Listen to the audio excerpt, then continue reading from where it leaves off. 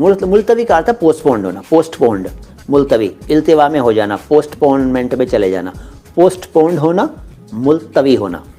शिद्दत का मतलब गंभीरता भी है, शिद्दत का मतलब गहराई भी है, शिद्दत का मतलब अधिकता भी है। सेंटेंस क्या है इस पर डिपेंड करेगा। अगर आप जमाल पूछ रहे हैं तो जमाल का अर्थ है ब्यूटी, सौंदर्य, सुंदरता, हुस्न, ठीक है। हुस्न व जमाल आपका शीशे में देखकर, गाने में लाइन है एक। सर इबादत का क्या मतलब है, बूटा सिंह ने पूछा। इबादत का मतलब है ईश्वर की आराधना, भक्ति, प्रार्थना, पूजा। कई लोग जिक्र कहते हैं, जिक्र, कि जिक्र ना करियो इस बात का, जिक्र, मैंने जिक्र ही ना करा, इस तरह से भी बोलते हैं। तो जिक्र ना कहा करें, ये जिक्र है, जिक्र। कुछ लोग जिक्र कह देते हैं, उर्दू भाषी लोग जिक्र भी कह देते हैं। तो जिक्र और जिक्र ना कहें, ये शब्द है जिक्र, हिंदी में भी चलता है, उर्दू में भी चलता है, और ये अरबी से आया हुआ शब्द है।